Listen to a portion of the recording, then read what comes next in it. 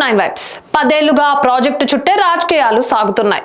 రాష్ట్ర వ్యాప్తంగా కూడా ప్రాజెక్టు కేంద్రీకృతంగానే సమీకరణాలు నేర్పుతున్నారు.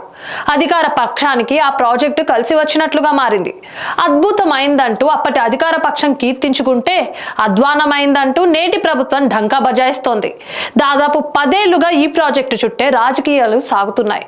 2015లో శంకుస్థాపన జరిగిన కాళేశ్వరం ప్రాజెక్టు నిర్మాణంపైనే ఆరోపణలు, విమర్శలు సాగుతున్నాయి. ప్రాణహిత చేవెళ్ల ప్రాజెక్టు రీడిజైన్ చేసిన కేసీఆర్ ప్రభుత్వం కాళేశ్వరాన్ని నిర్మించింది. తుమ్మడి హడ్డి నుండి ఎల్లంపల్లి వరకు గ్రావిటీ ద్వారా నీరు వచ్చే అవకాశం ఉన్నప్పటికీ కాళేశ్వరం నిర్మాణం చేశారంటూ విమర్శలు చేసింది కాంగ్రెస్ పార్టీ.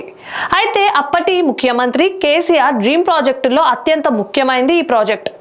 2018 అసెంబ్లీ ఎన్నికల్లో కేసీఆర్ సర్కార్కు ప్రధాన ప్రచారాస్త్రంగా ఉపయోగపడింది. మహబూబ్ నగర్, నల్గొండ, రంగారెడ్డితో పాటు ఉత్తర తెలంగాణ జిల్లాకు చెందిన రైతాంగ పార్టీ క్యాడర్ ఈ ప్రాజెక్టు సందర్శన కార్యక్రమాన్ని నిర్వహించింది. తుది దశకు చేరుకున్న మేడిగడ్డ బ్యారేజీ పూర్తయితే తెలంగాణ కూడా సస్యశ్యామలం అవుతుందని గులాబీ పార్టీ నాయకత్వం విస్తృతంగా ప్రచారం చేసింది. జాతరను మరిపించేలా కాళేశ్వరం ప్రాజెక్టు సందర్శన కార్యక్రమం నిర్వహించారు 2018 ఎన్నికలకు ముందు. ఈ సమయంలో అధికారంలో ఉన్న ప్రభుత్వాన్ని కాదని వేరే పార్టీ వైపు మొగ్గు చూపితే ఈ ప్రాజెక్టు అర్ధాంతరంగా నిలిచిపోతుందన్న ప్రచారం కూడా జరిగింది. దీంతో ముందస్తు ఎన్నికలకు వెళ్లి కేసీఆర్ సర్కార్ రెండోసారి అధికారంలోకి రావడానికి ముఖ్య భూమిక పోషించింది కాళేశ్వరం. 2019లో ప్రారంభించిన ఈ ప్రాజెక్టు ద్వారా గోదావరి జలాలు తెలంగాణ అంతటికి తరలించడంతో భూగర్భ జలాలు పెరగడంతో పాటు చాలా ప్రాంతాల్లో పంటలు సస్యశ్యామలమయ్యాయని కూడా 2023 ఎన్నికల నాటి వరకు కూడా బీఆర్ఎస్ ప్రభుత్వం చెప్పుకుంది. అయితే తెలంగాణ మాగణానికి నీరందించే ఈ ప్రాజెక్టుకు ఆయువు పట్టుగా ఉన్న మేడిగడ్డ బ్యారేజ్ 2023 అక్టోబర్ 21న కుంగుబాటుకు గురైంది. 7వ బ్లాకులోని పిల్లర్లు హఠాత్తుగా కుంగిపోవడంతో బ్యారేజ్ నిర్మాణంలో లోపాలు వెలుగులోకి వచ్చాయి.